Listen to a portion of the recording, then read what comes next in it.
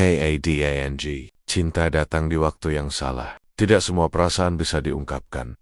Dan tidak semua kisah yang indah punya akhir yang bahagia. Ini kisah tentang Laras, seorang janda dengan 2 anak yang berjuang membangun hidupnya dari puing-puing masa lalu. Hingga suatu hari, ia bertemu Dimas, pria yang membuatnya percaya lagi pada cinta, tanpa tahu bahwa cinta itu sebenarnya milik orang lain. Antara cinta dan kesalahan, antara janji dan kebohongan, mereka terjebak dalam kisah yang seharusnya tak pernah dimulai. Cinta mereka indah, tapi juga terlarang. Inilah perjalanan yang penuh luka, rahasia, dan pengorbanan. Sebuah kisah tentang bagaimana cinta bisa menyembuhkan, sekaligus menghancurkan. Selamat datang di kisah nyata hati manusia. Pagi itu Laras berlari kecil sambil menggandeng anak bungsunya, Naya, menuju sekolah. Rambutnya sedikit berantakan dan peluh menetes di pelipis. Setelah mengantar Naya masuk ke kelas, ia menarik napas panjang. Hidup sebagai janda 2 anak tak pernah mudah.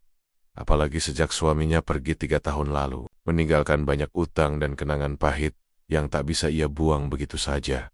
Setelah mengantar anak-anak, Laras bergegas menuju butik tempatnya bekerja. Butik kecil di pusat kota itu menjual pakaian wanita, dan meski gajinya tak seberapa, setidaknya cukup untuk bayar kontrakan dan kebutuhan sekolah anak-anak.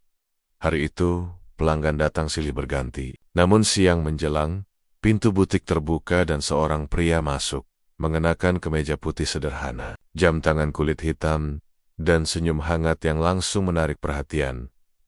"Selamat siang, Mbak. Saya mau cari kemeja untuk istri teman, hadiah ulang tahun," katanya. Suaranya lembut tapi tegas, seperti orang yang terbiasa berbicara dengan penuh keyakinan. Laras tersenyum sopan. "Tentu, Pak. Ukuran dan warna apa kira-kira yang cocok?" "Saya nggak tahu pasti ukurannya, tapi mungkin yang model longgar, warna pastel," jawab pria itu sambil melihat-lihat. Laras mengambil beberapa pilihan, dan mereka pun berbincang ringan. Nama pria itu Dimas. Ia tampak ramah, sesekali melontarkan candaan yang membuat Laras tertawa kecil, sesuatu yang jarang ia lakukan sejak lama. Sebelum pergi, Dimas menatapnya sebentar. "Terima kasih, Mbak Laras. Boleh saya datang lagi? Kayaknya saya butuh bantuan pilih hadiah lain minggu depan." Laras hanya mengangguk, mencoba menyembunyikan rasa berdebar di dadanya. Beberapa minggu berikutnya, Dimas sering datang. Kadang hanya untuk membeli baju, kadang sekadar duduk di kursi butik sambil bercerita tentang pekerjaannya sebagai konsultan properti. Ia bilang ia tinggal sendiri setelah berpisah secara baik-baik dengan istrinya 2 tahun. Lalu, Laras mendengarkan dengan empati. Ia tahu bagaimana rasanya kehilangan seseorang yang pernah dicintai. Lama-lama, kehadiran Dimas menjadi sesuatu yang ia tunggu-tunggu. Suatu sore, saat butik sepi, Dimas datang membawa kopi dan roti kesukaannya. "Capek ya?" tanya Dimas. Lembut. Laras mengangguk sambil tersenyum. Namanya juga kerja sendiri, harus kuat. "Sendiri itu berat," kata Dimas lirih. "Kadang kita pura-pura kuat, padahal pengen ada yang nyandarin kepala." Kata-katanya menembus benteng hati Laras. Ada jeda panjang sebelum ia menjawab. "Mungkin karena saya udah biasa sendiri, Mas. Jadi kalau tiba-tiba ada yang datang, rasanya takut." Dimas tersenyum tipis. "Kalau saya bilang, nggak semua orang datang untuk pergi lagi, kamu percaya?" Laras menunduk, menyembunyikan senyum kecil yang tumbuh tanpa izin. Hari berganti minggu. Mereka makin dekat. Dimas sering menjemput Laras setelah kerja, kadang mengantar pulang anak-anaknya, bahkan memperbaiki kipas rusak di rumah kontrakan. Anak-anak Laras menyukai Dimas. "Mas Dimas baik, Mah," kata Naya suatu malam. "Dia beliin aku balon sama roti coklat." Namun kebahagiaan itu mulai berubah menjadi tanda tanya ketika suatu sore, Dimas datang terburu-buru ke butik. Wajahnya pucat, matanya gelisah. "Maaf, aku nggak bisa lama. Aku harus keluar kota beberapa hari," katanya singkat. Laras menatapnya khawatir.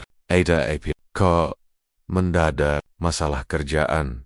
jawabnya cepat. "Nanti aku jelasin." Ya, ia mencium tangan Laras sebelum pergi. Tapi malam nia, Laras tak bisa tidur. Ia merasa ada yang aneh. Dimas tak seperti biasanya. Nomor teleponnya pun tak bisa dihubungi. 3 hari berlalu, masih tak ada kabar. Hingga suatu siang, Laras sedang melayani pelanggan ketika seorang wanita masuk. Anggun, mengenakan cincin berlian, mencolok di jari manisnya. "Mbak Laras?"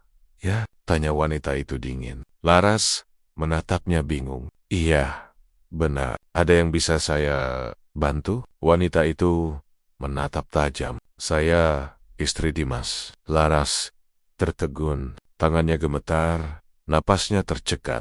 "Istri," ulangnya pelan, seakan kata itu terlalu berat untuk dipercaya. Wanita itu mengeluarkan ponselnya, menunjukkan foto Dimas bersama dua anak kecil di taman.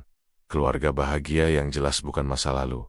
"Jadi begini caranya dia menipu perempuan lain?" Suara wanita itu bergetar marah. "Kamu tahu dia masih tinggal di rumah yang sama kan?" Laras tak bisa menjawab. Dunia seakan runtuh di hadapannya. Semua momen indah yang ia simpan kini terasa seperti kebohongan.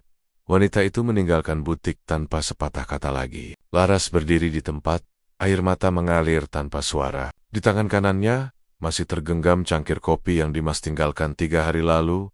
Kini rasanya pahit, lebih pahit dari apapun yang pernah ia rasakan. Malam itu, Laras duduk di ruang tamu rumah kontrakannya. Lampu temoram, hanya suara detik jam yang terdengar jelas. Di pangkuannya masih ada foto yang dikirim wanita tadi siang. Foto Dimas bersama istri dan 2 anak mereka. Senyumnya di foto itu persis seperti senyum yang ia berikan pada Laras. Senyum yang dulu membuat Laras percaya kalau cinta bisa datang 2 kali. Hatinya terasa hancur. Ia ingin marah, tapi air matanya tak berhenti jatuh. Ia ingin memaki, tapi lidahnya keluh. Ponselnya bergetar. Nama Dimas muncul di layar. Untuk sesaat, Laras ragu. Lalu ia angkat. "Laras, kamu di rumah?" Suara itu tenang, seperti tak ada yang terjadi. Laras menarik napas dalam. "Mas, kamu di mana? Aku baru pulang dari luar kota. Maaf ya, belum sempat kabarin. Aku kangen kamu." Laras menahan tangis. "Mas Dimas, aku baru ketemu seseorang hari ini. Dia bilang dia istri kamu." Sunyi, hanya suara napas berat di seberang. "Mas," jawab Dimas, tak segera bicara. Beberapa detik kemudian, ia hanya berkata pelan, "Aku bisa jelasin, Ras. Tolong jangan salah paham dulu." Laras menjerit kecil, marah bercampur sedih. "Salah paham apa, Mas? Dia datang sendiri ke butik. Dia tunjukin foto kalian. Dia masih nyebut kamu suaminya." "Ras, dengar aku dulu," sergah Dimas. Suaranya tegang. "Aku memang belum resmi cerai, tapi kami sudah pisah rumah. Aku cuma belum bisa urus dokumen, karena anak-anak masih kecil." "Pisah rumah?" Laras tertawa miris. "Pisah rumah tapi foto kalian di taman baru 2 minggu lalu. Itu pisah rumah, Mas? Atau pisah kamar?" Dimas terdiam. Suara lirihnya kemudian keluar, nyaris seperti bisikan. "Aku gak tahu harus mulai dari mana. Tapi aku gak pernah main-main sama kamu, Ras. Aku sayang kamu. Aku cinta kamu." Laras menutup mata. Kata cinta yang dulu membuatnya bahagia, kini terasa seperti pisau yang memotong hatinya pelan-pelan. "Sudah, Mas. Kalau kamu cinta saya, kamu gak akan bohong. Kamu gak akan bikin saya jatuh cinta sambil sembunyiin istri dan anak kamu." Klik, telepon ditutup. Keesokan harinya, Laras tetap berangkat kerja. Wajahnya pucat, matanya bengkak. Rekan kerjanya sempat bertanya, tapi ia hanya menjawab singkat, "Kurang tidur." Namun, siang harinya, Dimas datang ke butik. Ia tampak lelah, rambut acak-acakan, dan mata memerah. Tanpa peduli pelanggan lain, ia langsung menghampiri Laras. "Ras, aku mohon, kita harus bicara," katanya, menatap penuh penyesalan. "Mas pergi, aku lagi kerja," saut Laras dingin. "Laras, aku gak bisa gini. Aku salah, aku tahu, tapi aku sanggup-sanggup sama kamu. Aku sayang kamu. Anak-anakmu juga." Beberapa pelanggan mulai memperhatikan mereka. Laras menunduk malu, mencoba menahan diri. "Mas, tolong jangan bikin ribut di sini," ucapnya pelan namun tegas. Dimas tak bergeming. "Aku mau perbaiki semuanya. Aku janji, aku bakal cerai. Aku bakal nikahin kamu secara halal." Laras tertawa kecil, getir. "Mas pikir saya bodoh? Saya udah pernah dengar janji kayak gitu dari suami saya dulu. Janji, tinggal janji." Matanya mulai berkaca-kaca. "Saya nggak mau jadi perempuan kedua, Mas. Saya nggak mau anak-anak saya lihat ibunya dipermainkan lagi. Dimas terdiam. Ia menunduk, wajahnya penuh sesal. Aku nggak main-main Ras. Tapi kalau kamu mau aku buktiin, aku akan lakukan. Aku bakal urus perceraian minggu ini. Laras menatapnya lama. Terserah Mas. Tapi jangan hubungi saya dulu. Saya butuh waktu. Beberapa hari kemudian hari-hari berjalan berat. Laras berusaha melupakan Dimas. Tapi setiap malam, ia masih menangis. Diam-diam. Anak-anaknya sering bertanya, Mama kenapa sedih? Ia hanya tersenyum.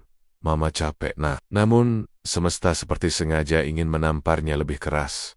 Suatu sore, ia mendapat pesan di WhatsApp dari nomor tak dikenal. Pesan itu berisi foto dirinya dan Dimas sedang makan di kafe, diambil dayam-dayam dari belakang. Lalu muncul pesan lain. Kamu puas sudah menghancurkan rumah tangga orang? Dasar perempuan perusak. Laras tertegun, tangannya gemetar. Nomor itu milik istri Dimas. Tak lama, sebuah pesan suara masuk. Suara wanita itu terdengar penuh amarah.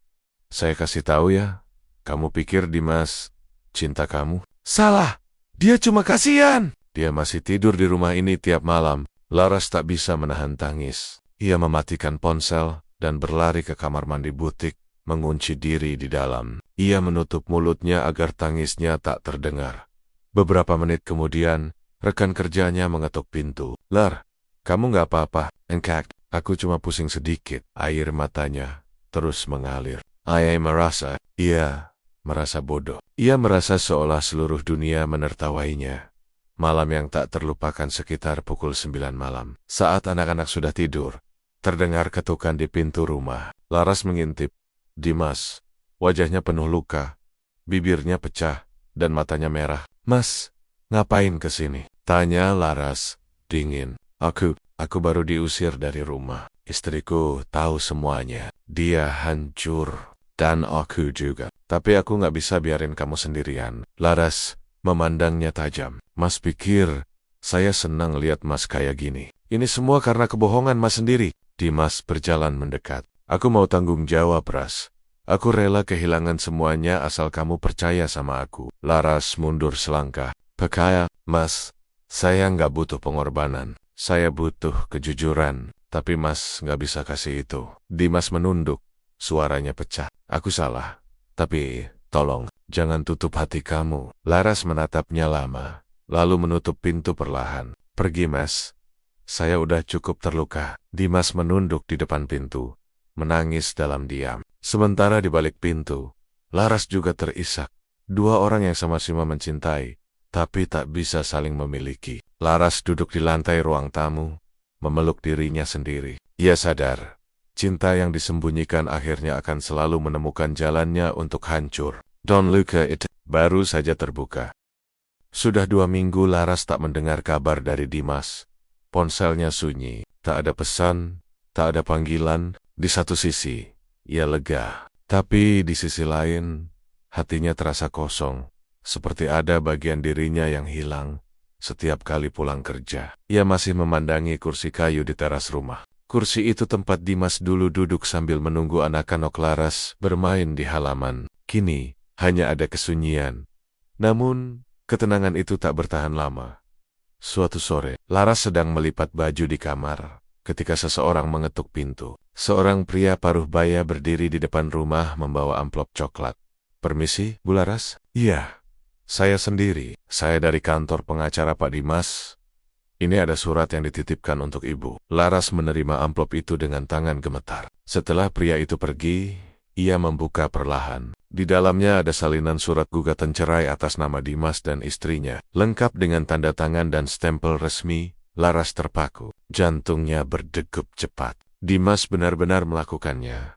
Namun rasa lega itu segera bercampur ketakutan. Bagaimana dengan istri dan anak-anaknya? Bagaimana kalau mereka datang lagi dan menuduhnya sebagai penyebab semua ini? Malamnya, ia duduk di ruang tamu sambil menatap surat itu. Naya, anak bungsunya, menghampiri. Mama, kenapa, Ma? Laras tersenyum lemah. Enggak apa-apa, sayang. Mama cuma bingung.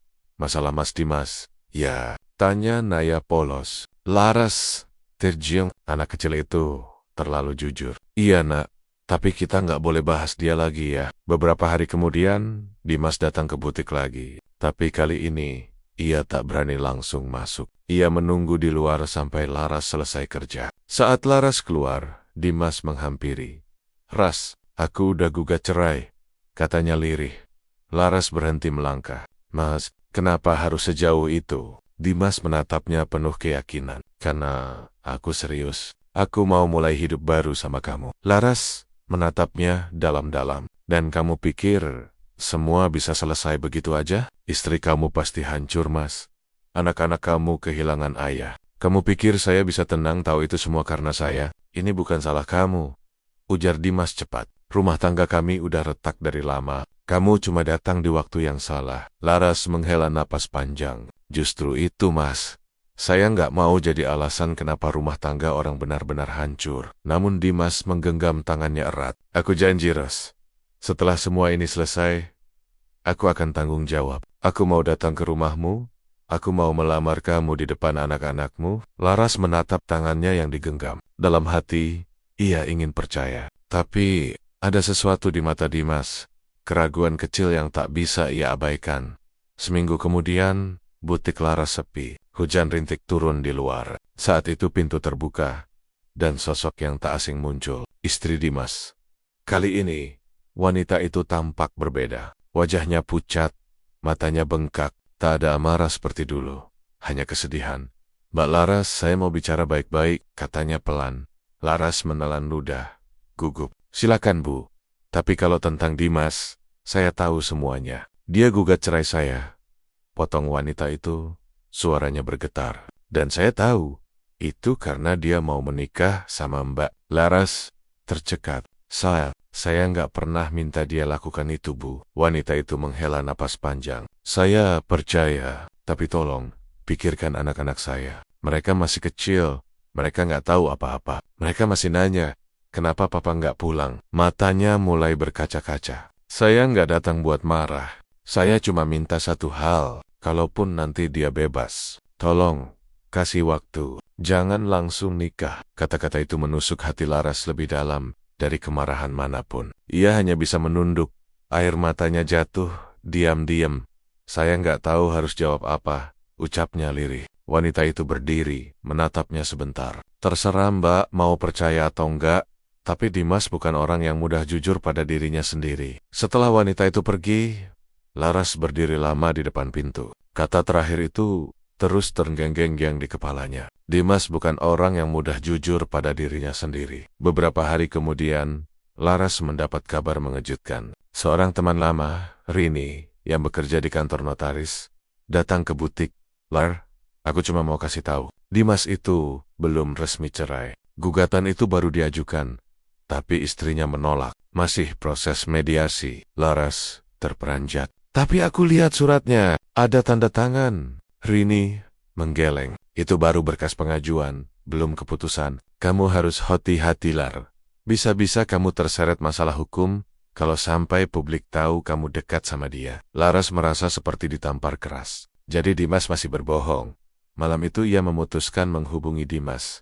"Mas, aku mau ketemu besok di taman tempat biasa." Keesokan harinya, di taman yang sama tempat mereka dulu sering duduk berdua, Laras datang lebih dulu. Udara sore lembab, langit mulai mendung. Beberapa menit kemudian, Dimas datang dengan wajah lelah. "Kamu kelihatan marah," katanya sambil mencoba tersenyum.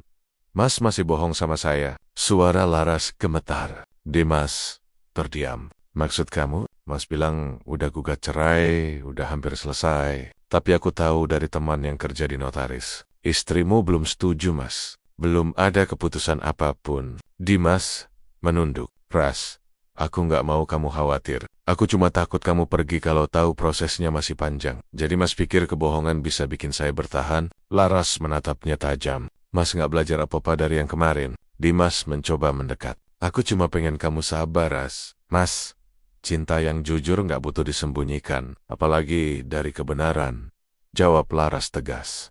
Angin sore bertiup kencang. Hujan mulai turun. Laras melangkah pergi, meninggalkan Dimas yang berdiri di tengah taman, basah kuyup. Ia memanggil, tapi Laras tak menoleh lagi.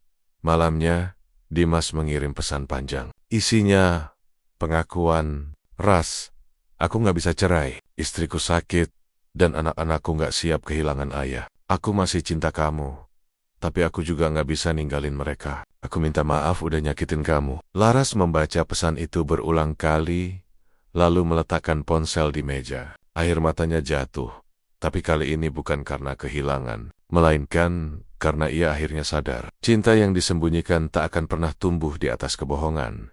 Ia menatap foto anak Kainia yang tertidur lelap. Mulai besok, Mama nggak akan nangis lagi, bisiknya lirih. Lalu ia menghapus semua pesan Dimas satu persatu, sampai tak ada lagi jejak yang tersisa. Sudah hampir 1 bulan sejak Laras menghapus semua pesan dari Dimas.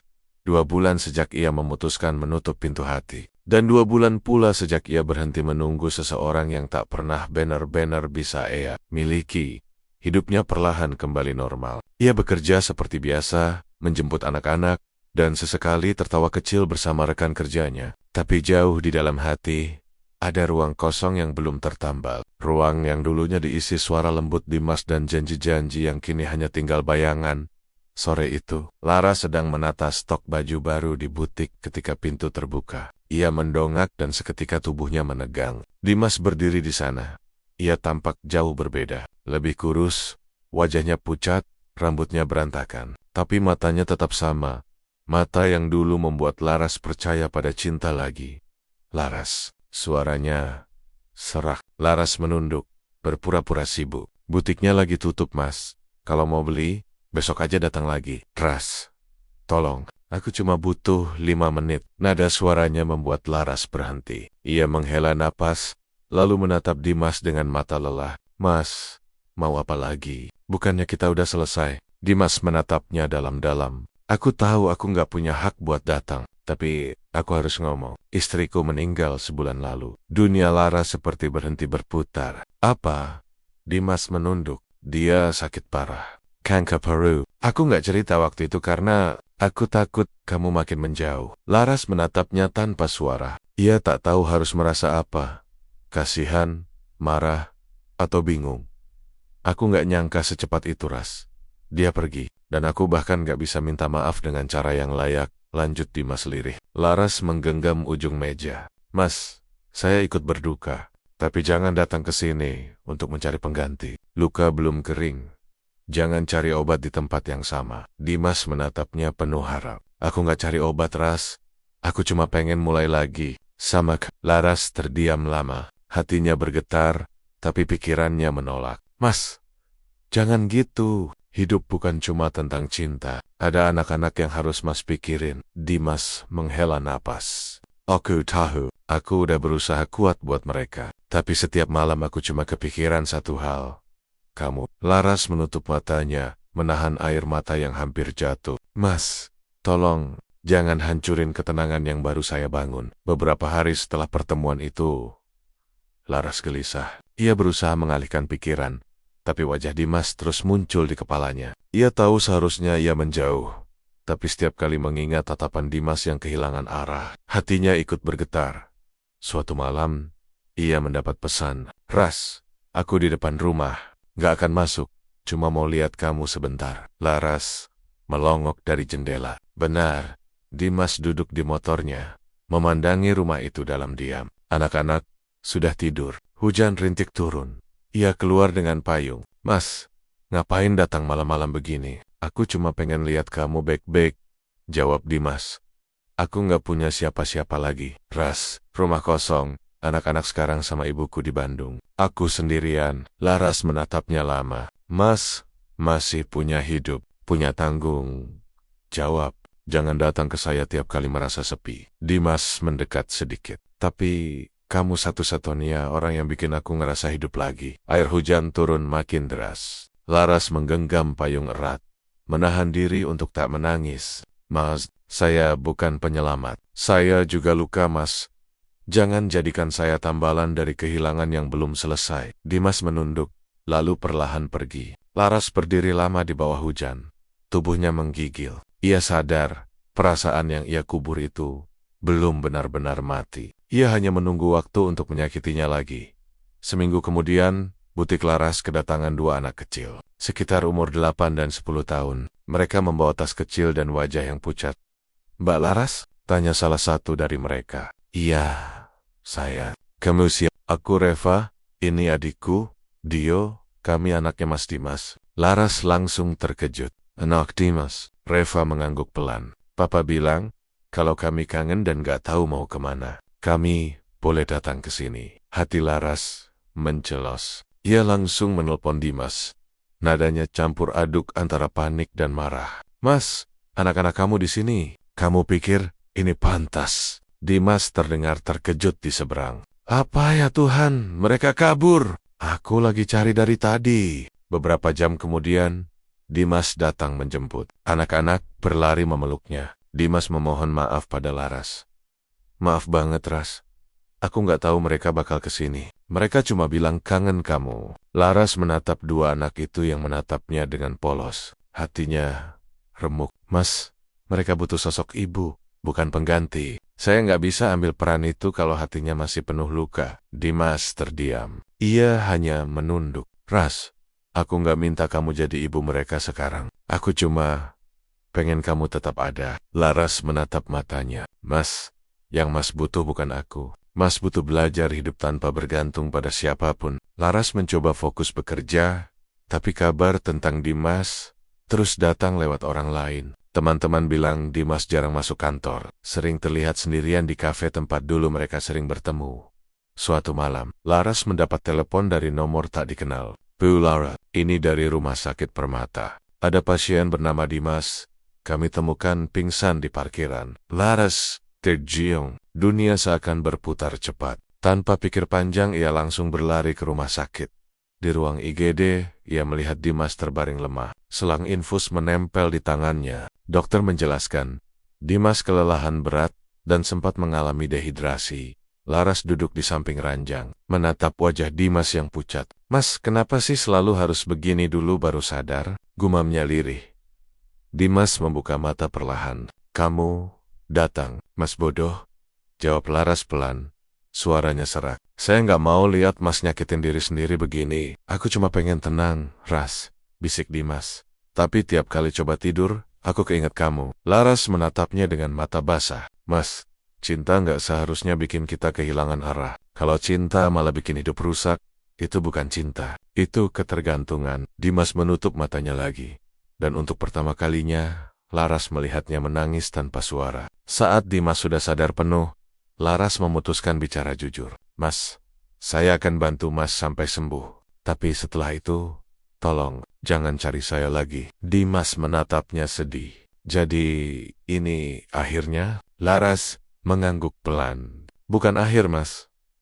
Ini jeda, karena saya juga harus sembuh. Kita berdua harus sembuh dari luka yang sama." Ia berdiri, menatap Dimas sekali lagi, lalu pergi meninggalkan ruangan. Langkahnya berat, tapi kali ini ia tahu arah yang ingin ia tuju, ke hidup yang lebih tenang. Meski tanpa Dimas di sisinya, Laras menatap langit dari jendela rumah. Hujan turun pelan, seperti menenangkan luka yang belum kering. Ia tahu hatinya masih mencintai Dimas. Tapi, ia juga tahu, kadang cinta yang benar bukan yang terus bertahan, tapi yang tahu kapan harus berhenti.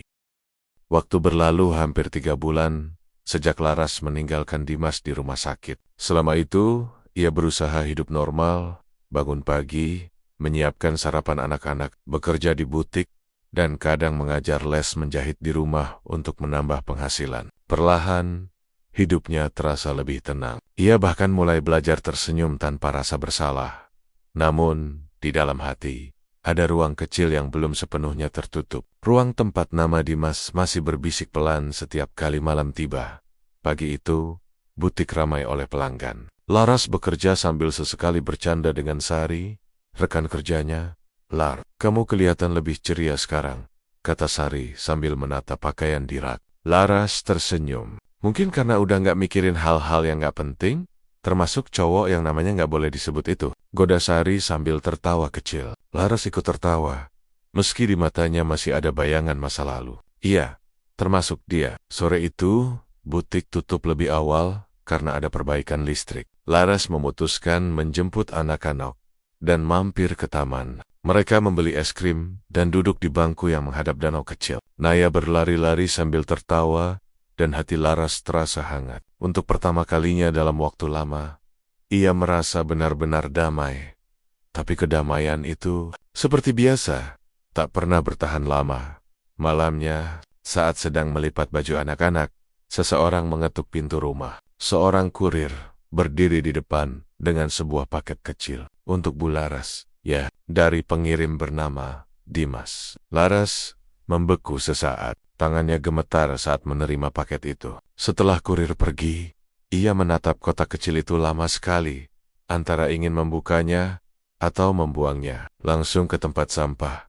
Akhirnya, ia membuka perlahan. Di dalamnya ada sebuah flash disk dan selembar surat tulisan tangan. Ras, kalau kamu baca surat ini, berarti aku sudah pergi ke Bandung bersama anak-anak. Aku nggak tahu kapan kita bisa ketemu lagi, atau mungkin nggak akan pernah. Tapi ada sesuatu yang harus kamu tahu, sesuatu yang aku sembunyikan, karena aku takut kehilanganmu. Tolong lihat isi flash disk itu. Setelah itu, kamu akan mengerti semuanya. Tangan Laras gemetar semakin hebat. Ia menatap flash disk itu lama, lalu menaruhnya di meja tanpa berani memainkannya malam itu.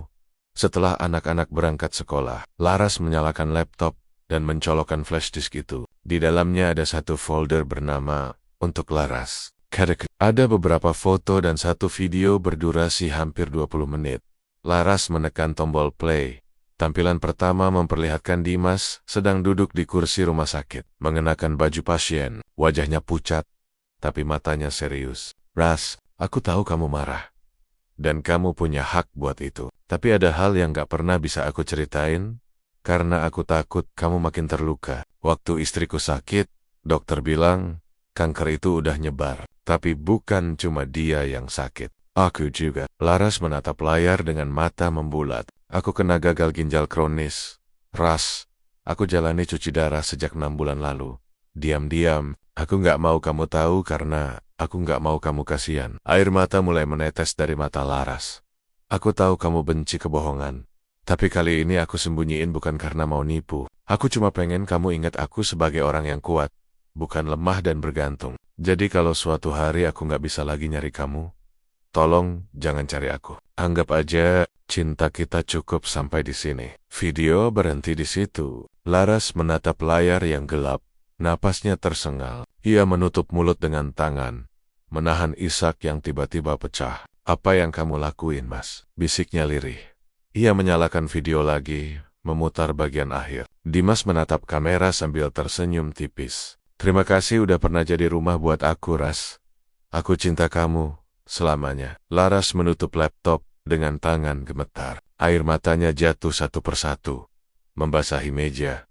Beberapa hari setelah menonton video itu, Laras tak tenang. Ia mencoba menghubungi nomor Dimas, tapi tidak aktif. Ia bahkan mencoba menghubungi ibunya Dimas di Bandung, namun tidak ada jawaban. Akhirnya, dengan hati berdebar, Laras memutuskan pergi ke Bandung. Ia meninggalkan anak-anak pada tetangganya dan berangkat pagi-pagi dengan bus. Perjalanan 3 jam itu terasa panjang. Pikirannya penuh tanya. Apakah Dimas masih hidup? Apakah ia akan marah kalau Laras datang? Sampai di Bandung, ia mencari alamat yang dulu pernah disebut Dimas, rumah ibunya di daerah Ciumbuleuit. Rumah itu tampak sepi. Laras mengetuk pintu. Seorang wanita tua membukanya. Permisi Bu, saya Laras, temannya Dimas. Wanita itu terdiam lalu menandok. Jadi, kamu Laras. Laras mengangguk, gugup. Iya Bu, Dimas ada? Wanita itu menggeleng pelan. Air matanya mengalir. Dimas sudah nggak ada, Nak. Dunia Laras runtuh seketika. Apa maksud Ibu? Dia meninggal seminggu lalu. Gagal ginjalnya makin parah. Kami sudah berusaha.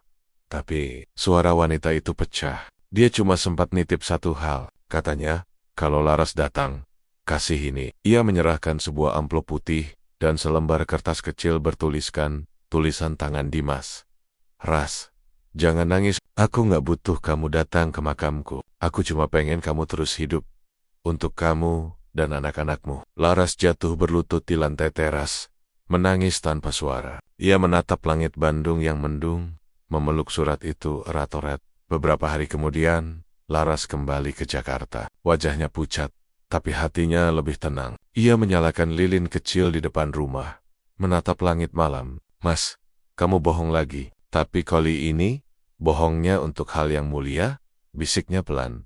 Naya keluar dari kamar, menggosok matanya. Mama, kenapa nangis? Laras tersenyum, menghapus air matanya. Mama nggak nangis, sayang. Mama cuma kangen sama orang baik yang udah pergi. Anak kecil itu memeluknya. Mama, jangan sedih, ya. Enggak. Mama udah nggak sedih. Mama cuma belajar. Kalau cinta sejati itu bukan soal memiliki, tapi soal rela melepaskan. Malam itu Laras duduk lama di teras, memandangi bintang. Terima kasih, Ras. Dan Laras tersenyum. Untuk pertama kalinya sejak lama, senyum itu benar-benar tulus. Sudah hampir 2 bulan sejak kabar meninggalnya Dimas sampai ke telinga Laras. Selama itu, hidupnya seperti berjalan di antara dua dunia. Antara mencoba melupakan dan terus dihantui kenangan. Kadang saat Laras sedang menjahit, ia bisa tiba-tiba berhenti karena merasa mendengar suara Dimas memanggil namanya. Kadang saat menutup butik di sore hari, angin sore membawa aroma yang sama, seperti saat Dimas dulu menunggu di luar, menjemputnya diam-diam. Tapi Laras tidak ingin lagi terjebak di masa lalu. Ia sudah berjanji pada dirinya sendiri. Dimas sudah pergi, dan hidupnya harus terus berjalan. Pagi itu, Laras memulai hari dengan semangat baru. Ia membuka butik dengan wajah cerah. Meski di balik senyum itu, masih ada sisa luka yang belum benar-benar kering. Sari, sahabat sekaligus rekan kerjanya, datang membawa 2 gelas kopi susu. Lar, aku salut sama kamu. Udah bisa tertawa lagi setelah semua yang kamu lalui. Laras tersenyum. Hidup harus lanjut, Sar. Saya nggak bisa terus-terusan jatuh karena seseorang yang udah nggak di dunia ini. Sari mengangguk. Tapi kadang, aku lihat mata kamu masih nyari sesuatu. Laras menatap kosong sebentar, lalu menghela napas. Mungkin bukan nyari Dimasnya, tapi nyari alasan kenapa semua harus berakhir kayak gini. Hari itu berjalan lancar. Namun saat butik hampir tutup, seorang wanita muda datang. Wajahnya cantik, tapi mata sembab seperti habis menangis. Permisi, saya cari Bu Laras. Laras menatapnya bingung. Saya sendiri. Ada yang bisa saya bantu? Wanita itu menatapnya lama, lalu membuka tas dan mengeluarkan amplop coklat. Saya, Nadia, adik ipar Mas Dimas. Nama itu langsung membuat tubuh Laras menegang. Ada apa? Paja, saya datang karena ada sesuatu yang harus ibu tahu tentang Mas Dimas. Mereka duduk di sudut butik. Suasana hening hanya diisi suara hujan di luar. Nadia memandang Laras dengan mata berair. Saya tahu hubungan Mbak Laras sama Mas Dimas dulu, dan saya nggak datang buat nyalahin. Justru sebaliknya. Laras menunduk. Saya minta maaf kalau hubungan kami dulu nyakitin keluarga. Nadia menggeleng. Bukan, saya cuma mau kasih tahu, Mas Dimas nggak ninggalin Mbak begitu aja. Dia sempat nitip sesuatu buat Mbak, tapi waktu itu saya nggak sanggup kasih. Ia membuka amplop itu perlahan. Di dalamnya ada surat tulisan tangan Dimas dan sertifikat tanah kecil di daerah Lembang.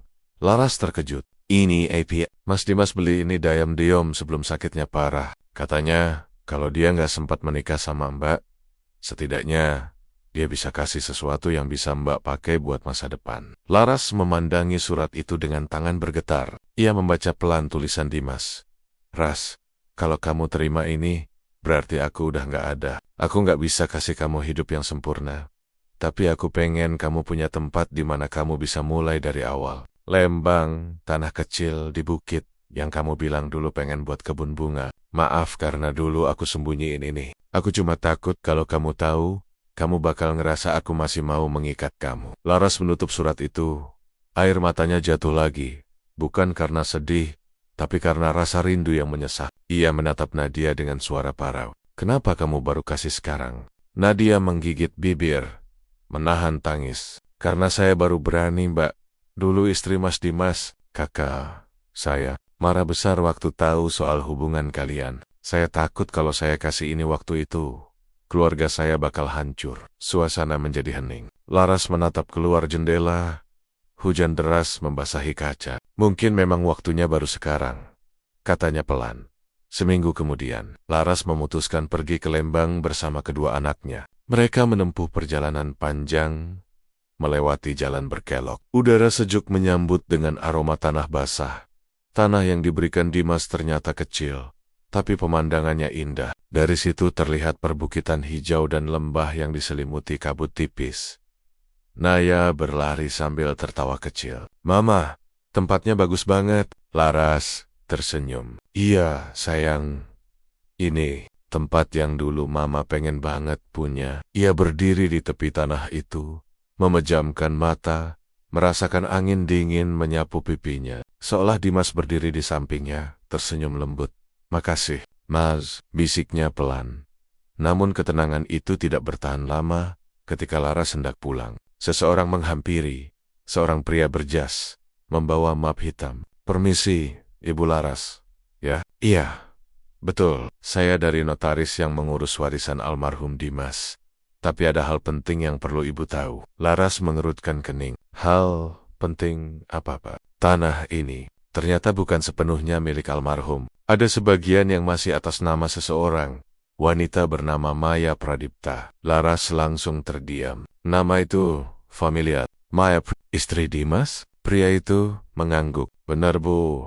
Jadi tanah ini masih ada hak waris dari pihak keluarga mendiang istri almarhum. Dan kabarnya, keluarga besar almarhum tidak ingin tanah ini dialihkan kepada siapapun di luar keluarga." Laras menatap kosong. Hatinya seolah diremas. "Jadi, semua yang Dimas kasih bisa diambil lagi?" "Saya tidak bisa memastikan, Bu. Tapi kemungkinan besar." "Iya." Beberapa hari setelah pulang ke Jakarta, Laras menerima surat panggilan dari pengacara keluarga Maya. Isinya singkat tapi menusuk. "Kami meminta Ibu Laras segera menyerahkan dokumen kepemilikan atas tanah di Lembang yang secara hukum masih termasuk bagian warisan keluarga kami. Jika tidak, kami akan menempuh jalur hukum." Laras menggenggam surat itu kuat-kuat. Ayah merah, bukan karena kehilangan harta, tapi karena perasaan seperti diseret kembali ke masa lalu yang sudah ingin ia lupakan. Malam itu, ia menatap foto Dimas di ponselnya. "Mas, kenapa semuanya harus serumit ini? Bahkan setelah kamu pergi, dunia masih nggak mau kasih saya tenang." Ia menangis pelan. Tapi kali ini bukan karena rindu. Ia menangis karena harus kembali berjuang sendirian, melawan sesuatu yang bahkan bukan salahnya. Laras memenuhi panggilan itu. Di ruang rapat kecil, ia bertemu dengan pengacara keluarga Maya, seorang pria paruh baya dengan wajah dingin, dan seorang wanita muda yang duduk di sebelahnya. "Bu Laras," kata pengacara itu, "kami tahu almarhum Dimas meninggalkan tanah itu untuk Anda, tapi secara hukum, dia tidak berhak menghibahkan properti bersama tanpa persetujuan istri. Karena itu, keluarga Maya ingin menuntut pembatalan hibah." Laras mencoba tenang. "Saya tidak tahu apa-apa soal itu, Pak. Saya cuma menerima surat dari Dimas setelah dia meninggal." Wanita muda di samping pengacara itu menatap Laras tajam. "Ibu tahu, kan? Hubungan ibu dengan Dimas dulu adalah penyebab kakak saya meninggal dengan hati hancur." Laras menatap wanita itu. Nadia, adik ipar Dimas yang beberapa minggu lalu datang dengan wajah lembut, kini berubah dingin dan penuh amarah. Laras terkejut. "Nadia, kenapa?" Nadia menatap tajam. "Kamu pikir aku datang waktu itu buat bantu kamu? Aku cuma pengen tahu sampai sejauh mana kebohongan Mas Dimas. Dan ternyata benar, dia kasih semua yang dia punya ke kamu, bukan ke keluarganya." Laras tercekat, air matanya hampir jatuh, tapi ia menahannya. "Kalau memang begitu, ambil saja tanah itu. Saya nggak butuh apa-apa lagi dari Dimas. Tapi tolong jangan hina cinta kami. Karena apapun yang kamu pikirkan, dia meninggalkan dunia ini dengan rasa bersalah dan cinta yang sama besarnya." Nadia menunduk. Wajahnya bergetar menahan emosi. Pengacara hanya diam. Suasana tegang. Akhirnya Laras berdiri, mengambil tasnya, dan berkata pelan, "Saya nggak akan melawan. Tapi jangan salah. Kadang cinta yang kalian anggap salah justru lebih tulus dari pernikahan yang penuh dusta." Ia pergi meninggalkan ruangan tanpa menoleh lagi. Laras duduk di teras rumah. Ia menatap langit, lalu menatap surat Dimas yang sudah mulai lusuh. "Mungkin memang kamu belum selesai ngasih pelajaran buat saya, Mas," gumamnya lirih, "tentang cinta, kehilangan, dan keteguhan." Ia tersenyum tipis. Meski hatinya perih, ada semangat baru di dalam dirinya. Ia takkan membiarkan masa lalunya menentukan hidupnya lagi. Laras bertekad, mulai esok ia akan membangun sesuatu dari nol, bukan karena Dimas, tapi untuk dirinya sendiri. Hampir 3 bulan berlalu sejak Laras memutuskan untuk menyerahkan tanah warisan yang diberikan Dimas. Kasus itu akhirnya selesai tanpa pengadilan. Setelah Laras menandatangani surat pelepasan hak secara sukarela, ia memilih tenang, meski hatinya sempat terkoyak karena merasa cinta yang ia jaga kini benar-benar hilang, bahkan jejaknya di dunia pun ikut dihapus. Namun ternyata, mengikhlaskan bukan berarti melupakan. Setiap kali hujan turun, Laras masih menatap keluar jendela, berharap seandainya waktu bisa sedikit berbaik hati. Mungkin ia dan Dimas akan punya akhir yang berbeda. Tapi hidup tidak pernah berhenti hanya karena hati seseorang belum siap. Dan itulah yang Laras mulai pelajari sekarang. Butik Laras perlahan bangkit kembali. Ia menata ulang ruangan, mengganti warna cat dinding menjadi krem muda, dan menulis kota-kota di papan kecil di depan meja kasir. Hidup bukan tentang siapa yang kita tunggu, tapi apa yang kita perjuangkan. Hari itu, butik ramai. Sari datang membawa senyum hangat. Lar, butik kamu makin ramai aja sekarang. Desain baju kamu mulai banyak dilirik. Laras tersenyum. Mungkin karena kali ini saya ngerjain semuanya dari hati, bukan buat ngisi kekosongan. Sore menjelang, butik mulai sepi. Seorang pria datang membeli kemeja. Wajahnya sopan, berusia sekitar 30-an, dengan senyum ramah. Permisi Bu, saya mau pesan seragam kantor. Bisa custom? Oh bisa, silakan duduk. Mereka berbincang. Namanya Rendra, seorang pengusaha kecil di bidang percetakan. Sikapnya santai, tapi penuh hormat. Tidak ada lirikan menggoda, tidak ada janji manis seperti yang dulu sering Laras dengar dari Dimas. Tapi entah kenapa, tatapannya membuat Laras merasa tenang. Ketika Rendra pamit, sorry menggoda, kayaknya dia suka deh sama kamu. Lah, Laras tertawa kecil. Ah, Sari, jangan mulai. Serius, tadi aja dia minta nomor kamu bukan buat pesanan, tapi buat konfirmasi desain, katanya. Padahal mukanya merah waktu ngomong. Laras hanya menggeleng. Udah, saya udah capek percaya sama cinta. Sari menatapnya lembut. Mungkin bukan kamu yang harus percaya sama cinta, Lar. Tapi biarin cinta yang kali ini berusaha percaya sama kamu. Kata-kata itu membekas dalam benak Laras. Malamnya, Laras pulang dalam keadaan lelah. Anak-anak sudah tidur. Ia membuat teh hangat dan duduk di teras, menikmati angin malam. Hujan turun pelan, seperti biasa, membawa kenangan. Tiba-tiba ponselnya bergetar. Pesan masuk dari nomor tak dikenal. Saya ingin bicara soal Mas Dimas. Ini penting. Laras tertegun. Nomor itu tidak dikenalnya, tapi ia merasa jantungnya berdetak cepat. Ia mengetik balasan dengan ragu. Maaf, Anda siapa? Beberapa menit kemudian, balasan masuk. Saya dokter yang dulu menangani almarhum Dimas. Ada sesuatu yang harus saya sampaikan langsung. Bisa bertemu besok di Rumah Sakit Permata. Laras bingung, tapi rasa penasaran mengalahkan segalanya. Ia manjakan keesokan paginya. Laras datang ke Rumah Sakit Permata, tempat terakhir kali ia melihat Dimas terbaring lemah di ranjang. Rasanya semua kenangan lama kembali menampar begitu ia melangkah melewati koridor itu. Seorang dokter paruh baya menyambutnya. Bu Laras, terima kasih sudah datang. Laras duduk gugup. Dokter bilang mau bicara soal Dimas. Dokter itu membuka map. Sebelumnya, maaf kalau ini mengejutkan, tapi setelah Dimas meninggal, kami baru tahu bahwa beliau sempat membuat keputusan medis khusus. Ia mendonorkan salah satu ginjalnya, bukan untuk umum, tapi untuk seseorang yang sudah dia tunjuk. Laras menatap dokter itu dengan mata membesar. Untuk siapa? Dokter menatapnya serius. Untuk Anda, Bu Laras. Laras terdiam. Dunia seolah berhenti. Apa maksud dokter? Saya. Ya, dalam catatan wasiat medisnya, Dimas menuliskan permintaan agar salah satu ginjal sehatnya disimpan dalam program donasi cadangan untuk Anda. Kalau suatu hari Anda membutuhkan, air mata Laras langsung jatuh. Tapi saya nggak sakit ginjal, Dok. Dokter mengangguk. Saya tahu, tapi dia bilang, kalaupun tidak pernah digunakan, dia tetap ingin Anda tahu bahwa sebagian dari dirinya akan selalu hidup untuk melindungi Anda. Laras menangis, kali ini tidak bisa menahannya. Mas Dimas, kamu helah. Dokter memberinya amplop kecil. Ini surat terakhir yang ditinggalkan untuk Anda. Kami baru bisa menyerahkannya, karena proses hukum baru selesai. Laras membuka surat itu dengan tangan bergetar. Ras, kalau kamu baca surat ini, berarti aku udah beneran pergi. Aku udah janji sama diriku sendiri, kali ini nggak akan sembunyiin apapun lagi dari kamu. Aku tahu hidupku nggak lama, tapi aku pengen kamu tahu. Aku nggak mati untuk meninggalkanmu, aku mati untuk memastikan kamu bisa terus hidup dengan tenang. Aku cinta kamu bukan karena kamu sempurna, tapi karena kamu ngajarin aku apa arti ikhlas. Jangan tangisi aku lagi. Cintaku nggak butuh air mata, Ras.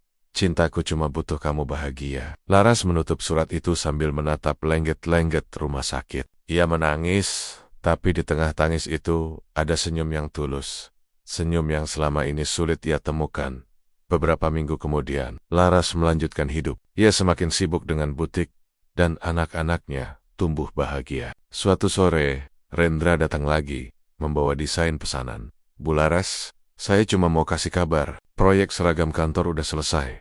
Tapi saya juga mau ajak kerjasama buat desain baru. Laras tersenyum. Desain apa? Seragam sekolah. Saya mau buka yayasan kecil buat anak-anak yatim di daerah Cianjur. Saya butuh orang yang ngerti gimana bikin seragam yang nyaman dan bermakna. Waktu lihat karya ibu, saya tahu ibu orangnya tepat. Kata-kata itu membuat hati Laras bergetar. Bukan karena romantis, tapi karena niat baik di baliknya. Mereka mulai sering bekerja sama, dan perlahan, Rendra menjadi bagian dari keseharian Laras dan anak-anaknya. Ia tidak pernah memaksa, tidak pernah menyinggung masa lalu Laras. Hanya hadir dengan ketulusan yang menenangkan. Satu sore, saat mereka duduk di teras setelah selesai rapat, Rendra berkata pelan, Bu Laras, saya nggak tahu masa lalu ibu seperti apa, tapi saya tahu satu hal, ibu punya hati yang kuat banget. Dan saya ingin, kalau boleh, saya ikut menjaga hati itu. Laras menatapnya lama, hatinya berdebar, tapi bukan karena rasa yang membakar seperti dulu bersama Dimas. Ini rasa yang tenang, hangat, aman. Mungkin belum sekarang Pak Rendra, katanya pelan. Tapi kalau memang niatnya tulus, waktu akan nunjukin. Rendra tersenyum. Saya akan tunggu. Tanpa janji, tanpa paksaan. Beberapa bulan berlalu, Laras akhirnya berani pergi ke Lembang lagi. Bukan untuk menangisi apa yang hilang, tapi untuk menanam sesuatu yang baru. Di tanah kecil yang dulu diberikan Dimas, ia menanam bunga lavender bersama anak-anak dan Rendra. Setiap kali angin bertiup, aroma bunga itu menyebar lembut, menenangkan. Tempat ini sekarang jadi kebun kecil Mama, kata Naya gembira. Laras tersenyum. Iya, sayang. Ini tempat buat mengenang seseorang yang dulu ngajarin Mama arti cinta. Rendra berdiri di sampingnya. Kalau gitu, boleh saya bantu rawat tempat ini juga? Laras menatapnya dengan senyum lembut. Boleh, asal kamu nggak capek bantu saya memulai lagi. Capek? Enggak akan, karena setiap hujan berhenti, bunga akan tumbuh lagi. Langit mulai gerimis. Laras menengadah ke atas, membiarkan rintik hujan membasahi wajahnya. Dalam bisikan hati, ia berkata pelan, Mas Dimas, aku udah belajar. Cinta itu nggak harus punya. Dan kadang cinta datang dua kali, pertama untuk menguji, kedua untuk menyembuhkan. Hujan semakin deras. Tapi kali ini, Laras tidak bersembunyi. Ia berdiri di bawahnya, tersenyum, membiarkan air hujan membawa semua luka yang tersisa pergi perlahan. Laras menulis surat di buku catatannya. Ia tidak pernah berniat mengirimnya kemanapun, hanya sebagai cara untuk menutup semua bab dalam hidupnya. Mas Dimas, terima kasih sudah pernah mencintai saya, meski caranya tidak sempurna. Terima kasih sudah membuat saya percaya bahwa cinta sejati itu bukan tentang memiliki, tapi tentang keberanian untuk melepaskan dengan doa yang tulus. Saya sudah tidak menunggu lagi, Mas. Tapi saya akan selalu mengenangmu setiap kali hujan turun. Ia menutup buku itu, meletakkannya di meja kerja. Anak-anak berlari memeluknya dari belakang. Rendra muncul membawa payung. Hujan lagi, Bu Laras. Ayo pulang. Laras tersenyum, menatap keluar jendela, ke arah langit kelabu yang kini tidak lagi menyakitkan. Ya, hujan lagi. Tapi kali ini bukan akhir. Ini awal.